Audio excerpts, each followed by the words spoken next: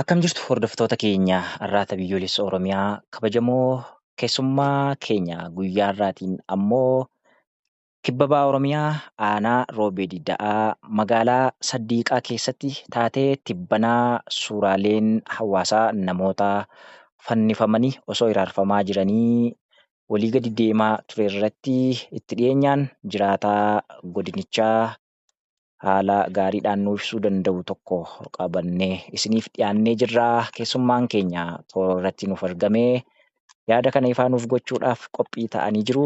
Toora irratti nuuf argamanii jiru. Akka xumuraatti nu waliin turuun nu hordofaa isiniin jennaa.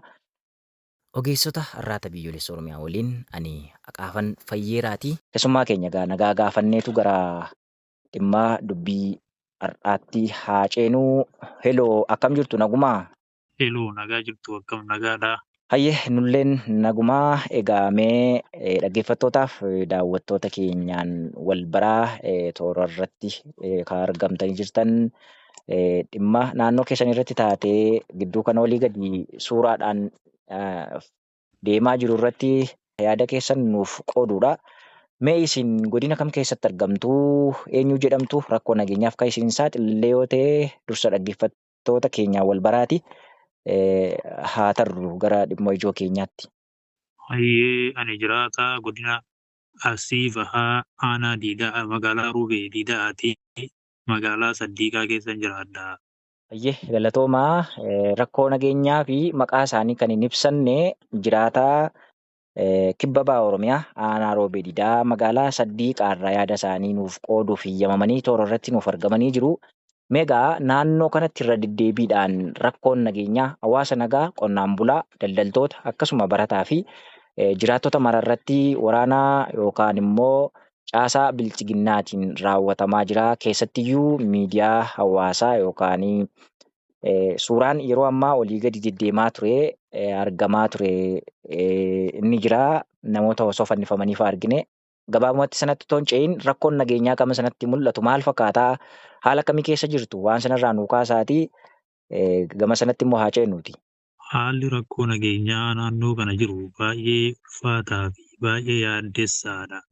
Kana jechuun hawaasni naannoo kanaa bahee galuu hin dandeenye, gabayaa bahee galuu hin dandeenye, gabayaa yoo bahee achirraan qabamaa, achirraan immoo hidhamaa. Kanaafuu hidhaa fi dararaan naannoo kanatti baay'ee ulfaataadha. Qonnaan bultoonni qabeenya ofii gara gabaatti baasanii gurgurachuu hin dandeenye hin ulfaata naannoon kun. Gara suuraa sanaattan isin deebisa. Ni yaadattu yoo ta'e yookaan kan agartaniitu ta'es yookaan qaamaan kan bira jirtu yoo taatan isin yaadachiisuuf suuraan harkii fi miilli ol keessa deebifamee namni lammi suuraan isaanii mul'atu fannifamanii suuraan ka'ee jiru. Olii gad deemaa ture sana waan quba qabdan qabdu magaalaa sanarraa isin jiraataa magaalaa sanaallee akka taatan odeeffadheen jiraati. Mee waan sanarraa maal quba qabdu isin? Waan kun dhugumaa?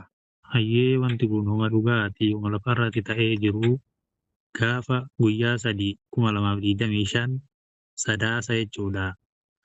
Namoota gara namoota 20 magaalaa keessaa guyyaa gabaatiin namoota hedduu qabanii gara waajjira poolisaa guuranii jechuudha. Gara namoota 20 guuranii namoota 20 guuran san keessaa namoota 3 akkatti haala isin agartan kanaan suuraa namoota 2tu mul'atee kan namoota nama tokko immoo hin mul'anne.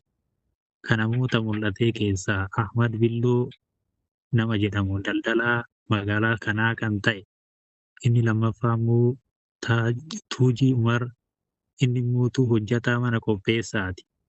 Kanaafuu inni tokko immoo kan mul'atin Biree Balaayi inni hin mul'anne. Kanaafuu namoonni kun dararaa hedduu keessa jiran.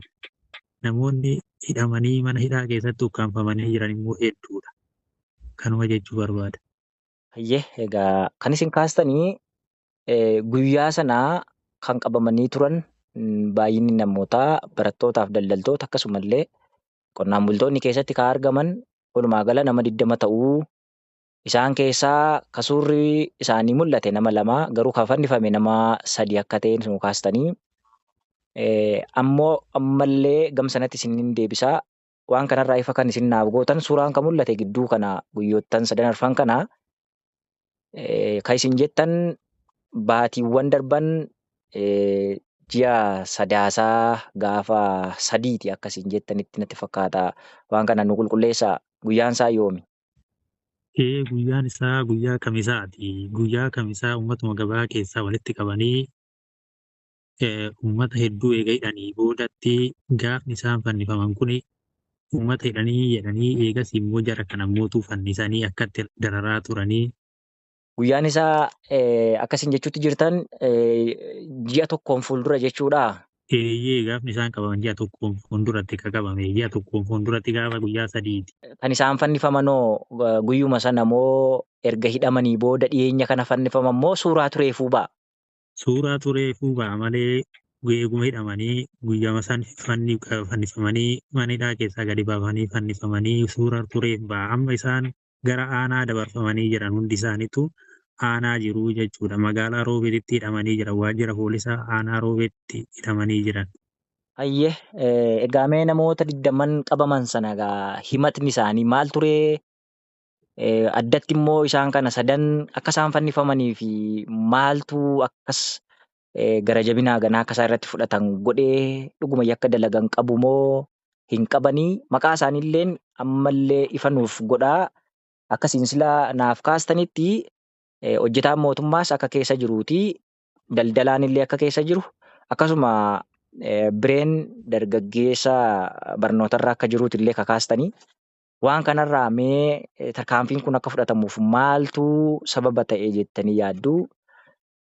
Taatee kanaan wal fakkaatus yoo jiraate walumatti qabaati. Kanaan duras gabaasaa turreerraa namoota 4 iddoo tokkotti ajjeefamuu Musbaa Muhammadii fi Sheekaa tokko dabalatee illee ajjeefamee ture. Gochi gara jabinaa magaalaa kana keessa jira deebiin raawwachaa ture. Mee waan kanarraa isin maal jettu? Maaltu isinitti dhaga'ama? Mee kanarraas nuu kaasa. Gocha gara jabummaa kana namni raawwataa jiruu fi raawwachiisaa jiru adda dureedhaan bulchaa magaalichaa Abdallaa Kadir nama jedhamu. Ammas immoo gocha kana jara kana akka kana hojjaa akka kun irratti raawwatamuuf namni isaan saatilee Girmaa Addunyaati. Girmaan Addunyaa hojjetaa mana qopheessaa akkasumas tika mootummaati. Inni biraa mootuu poolisii Dajanee jedhamu. Poolisiin Dajanee jedhamu itti gaafatamaa milishaati. Isa kana jara kana sadeentu isaan kanarratti waan kana hunda raawwachiisaa jira. Waan isaan kana raawwachiisaniif immoo shakkiidhaan malee wanti tokkollee hin jiru. Shakkiin isaan jedhan uummata kanarratti namoota sadiin kana shanee wajjin hidhata qabdu. Shanee isintu asitti ijaaree isintu kana godhe jechuun hawaasa hundaa hawaasa nama 20 kana guutuu qabanii hidhaa jiru.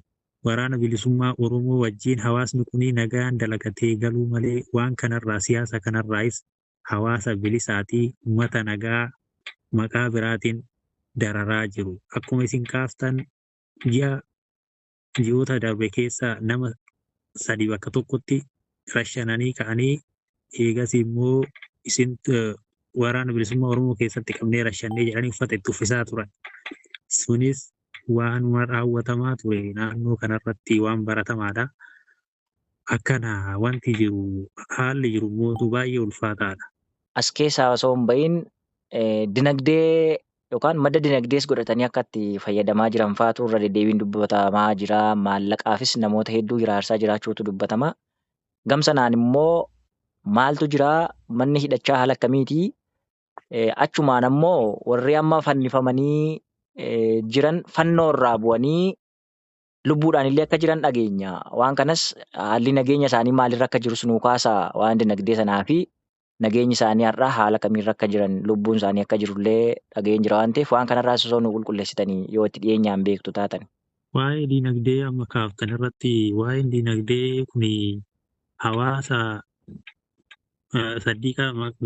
ganda saddiiqaa tokkochummaa, saddiiqaa tuchaa akkasumas saddiiqaa qarsaa, saddiiqaa burqaa akkasumas sibee maraaroo indatoo lamaan kana keessatti waan baratamaadha. Nama tokko yoo asuma uluma ka'anii milishaa itti erganii namni kun yoo xiqqoo dinagdee wayii harkaa qabaata ta'e yoo xiqqoo dalagaa jabduu wayii harkaa qabaata ta'e uluma ka'anii milishaa sitti erganii hin barbaadamta siin jedhanii si fuudhanii eega si fuudhanii mootuu eega osseentee yoo xiqqaate 50,000 kaffaltee baata 80,000 ka dhibbas kaffalee bahu jira.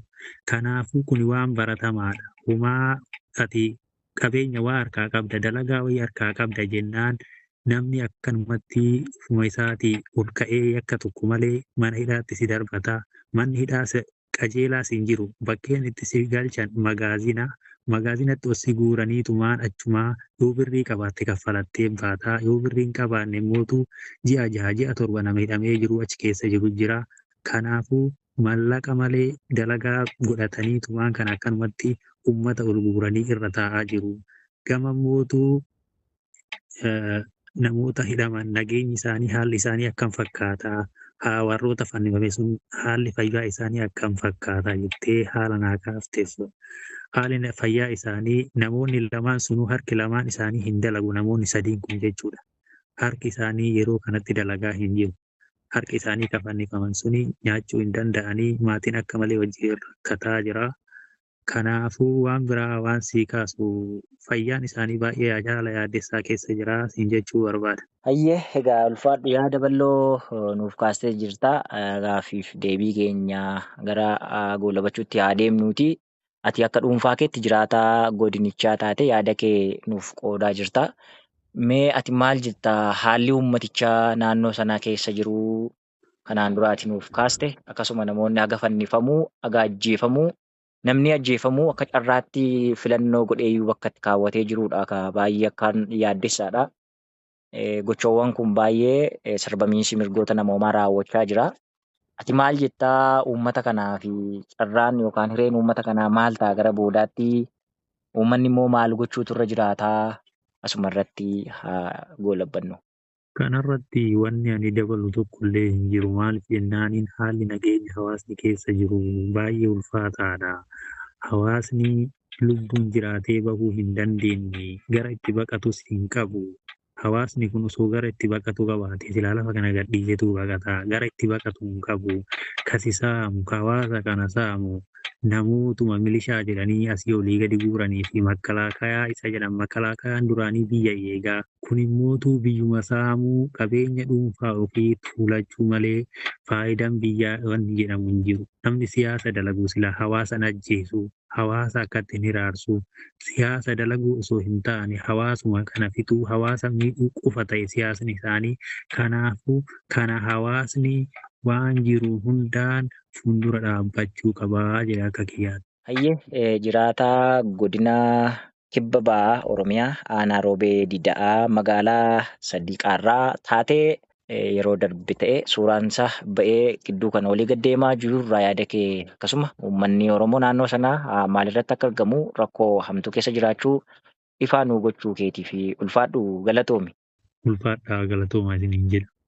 Hayyee dhaggeeffattootaaf daawwattoota keenya har'aata biyyoolessa Oromiyaa kabajamoo kan isin dhaggeeffachaaf daawwachaa turtan qophii taatee Oromiyaa keessatti bakkawwan adda addaatti uummata Oromoo irratti ta'aa jiru keessattiyyuu gidduu kana kibba ba'aa Oromiyaa aanaa roobee dida'aatti namoonni 3 fannifamanii suuraadhaan osoo walii gad deemaa jiru irratti kan isiniif tamsa'aa ture jiraataan godinichaa tokko yaada isaa kan nuuf qoodeeti. Qophii biroon hanga walitti deebinutti nagaa fayyaa keessa nuuf tura horaa bulaa deebana injifannoon uummata Oromoo.